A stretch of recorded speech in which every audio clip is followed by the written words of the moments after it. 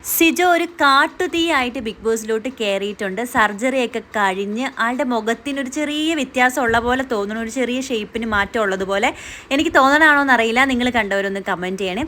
അപ്പോൾ എനിക്കിതിൽ പറയാനുള്ളത്, ഇനി ബിഗ് ബോസ് ഹൗസിലോട്ട് കയറിയിട്ട് സിജോയ്ക്ക് പ്രത്യേകിച്ച് എന്തെങ്കിലും ചെയ്യാനുണ്ടോ? ഇത്രയും നാളും പുറത്ത് നടന്ന എല്ലാ കാര്യങ്ങളും അറിഞ്ഞു വെച്ചതിന് ശേഷം ഇനിയിപ്പോൾ അകത്തോട്ട് കയറിയാൽ എല്ലാവർക്കും അറിയാം പ്രേക്ഷകർക്ക് ഏറ്റവും കൂടുതൽ ഇഷ്ടമുള്ള ആരെയാണ്, വെറുപ്പ് ആരെയാണ്. ഇതൊക്കെ വെച്ചിട്ട് കളിക്കാനായിട്ട് ഇനി അധികം ദിവസങ്ങളില്ല.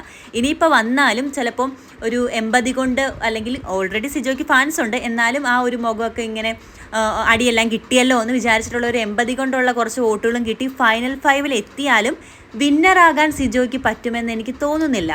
സിജോ വന്നപ്പോൾ എല്ലാവരുടെയും മുഖം കാണിക്കുന്നുണ്ട്. അതിൽ ഏറ്റവും കൂടുതൽ ഞാൻ ശ്രദ്ധിച്ച മുഖം എന്ന് പറയുന്നത് ഋഷിയുടേതാണ്. ഒരു കുറ്റബോധത്തിൻ്റെ മുഖമായിട്ടാണ് എനിക്ക് തോന്നിയത്.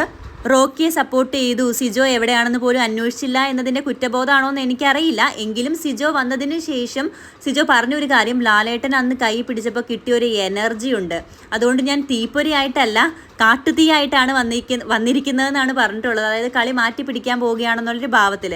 പക്ഷേ എനിക്കിനി ഈ കളി കുറച്ചൊക്കെ നല്ല പ്രകടനം കാഴ്ചവെക്കാനായിട്ട് പറ്റും, എന്നാലും മൊത്തത്തിൽ മാറ്റി പിടിക്കാൻ പറ്റുമെന്ന് എനിക്ക് തോന്നണില്ല. ബിഗ് ബോസ് മുഴുവൻ അരച്ച് കലക്കി കുടിച്ച് കാറിലിരുന്ന് റിവ്യൂ പറഞ്ഞ സായിക്കൊന്നും ചെയ്യാൻ പറ്റിയില്ല. ഇനി സിജോയ്ക്ക് എന്തെങ്കിലും ചെയ്യാൻ പറ്റുമെന്ന് കണ്ടറിയാം. അപ്പോൾ നിങ്ങളുടെ അഭിപ്രായങ്ങൾ കമൻറ്റ് ചെയ്യുക. അപ്പോൾ ബിഗ് ബോസ് പറഞ്ഞ പോലെ വെൽക്കം ബാക്ക് സിജോ.